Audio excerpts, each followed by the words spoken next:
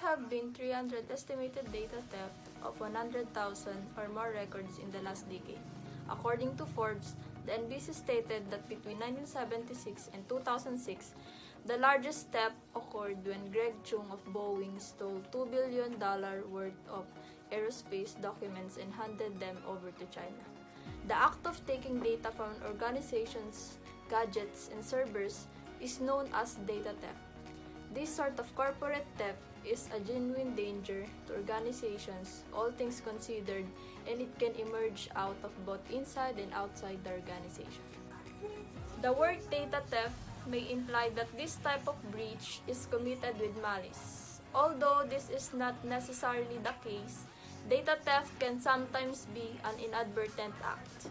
For example, an employee may take information home on an insecure flash drive or keep access to information after their contract has finished. Personal data is routinely stolen without the victim's knowledge as a result of hackers gaining access to their accounts or personal devices through poor password management or insecure networks. Malicious people who get access to a company's system may disguise themselves as a legitimate employee and lurk inside systems for days, weeks, or even years. They can gain access to more sensitive corporate databases while going undetected, posing a growing threat to unwary businesses.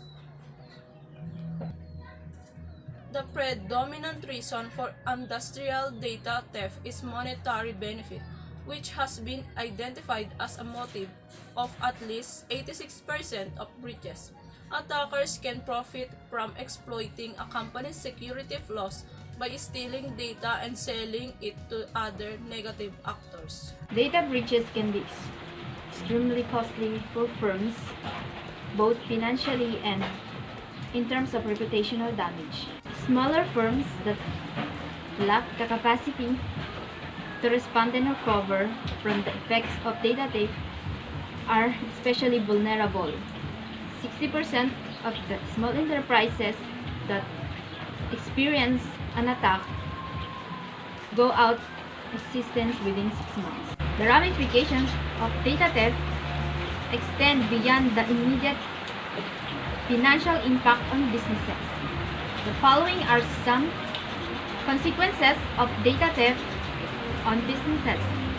Data can be held hostage by a cyber criminal, and paying to get it back isn't always a sure thing. The cost of data recovery varies based on the system that was originally used to keep a backup, and patching systems after a breach can add to the fee. Customers can and will quit if their data is stolen, and it can be difficult for brands with a history of data breaches to attract new business. Litigation from individuals whose privacy was exposed in the case that data was mismanaged. Businesses risk facing legal action from those who were compromised. Waiting time while data is regained while the breach is being fixed. Organization may be unable to use their existing system, resulting in a loss of staff productivity. Why data thefts occur? Stealing passwords is a low-risk, simple method with big returns. Attackers are primarily interested in doing so. Phishing, creating fake websites or Wi-Fi networks, and infecting USB devices are all instances of email-based data theft tactics. To keep a firm hostage or impair their IT infrastructure, these approaches are used to steal and encrypt data. Servers that haven't been patched, security measures are constantly being improved, and developers are frequently offering patches to current server software problems. Administrators, on the other hand, are responsible for applying these patches.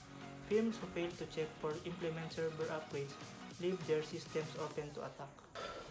Hackers don't just employ technology to steal from businesses. They also use information that is publicly available.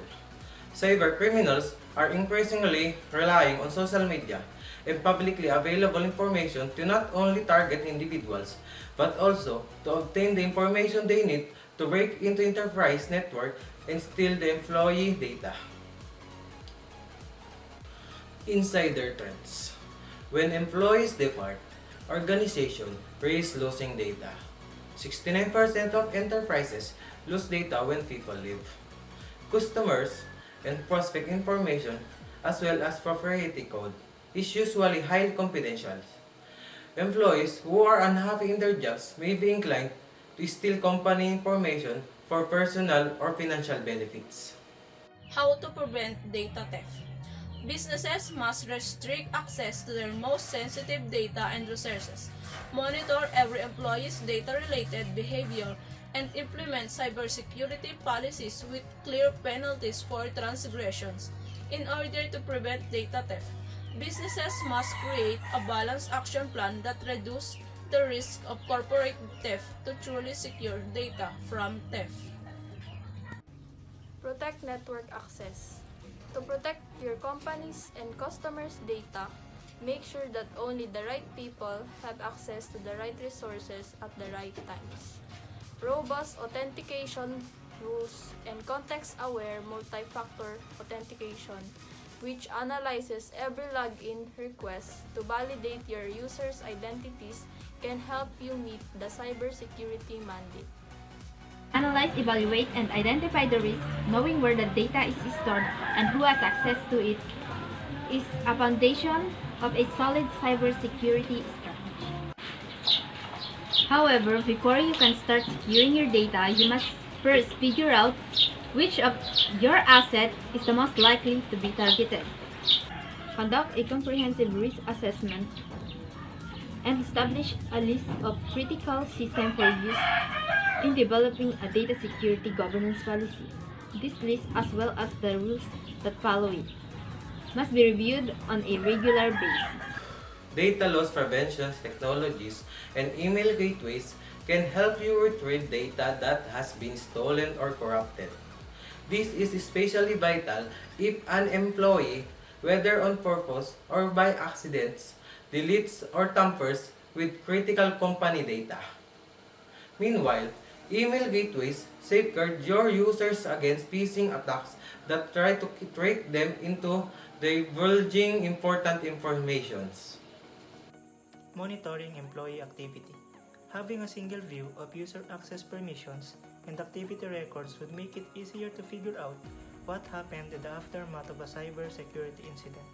To protect sensitive data from insider data theft, advanced technologies such as automated incident response and user entity behavior analytics can be implemented. Companies should schedule recurrent checks to see if their system meets integrity criteria. Security audits are a vital component of keeping systems up to date, whether they're simulating a malicious hacker attack or analyzing software for weaknesses.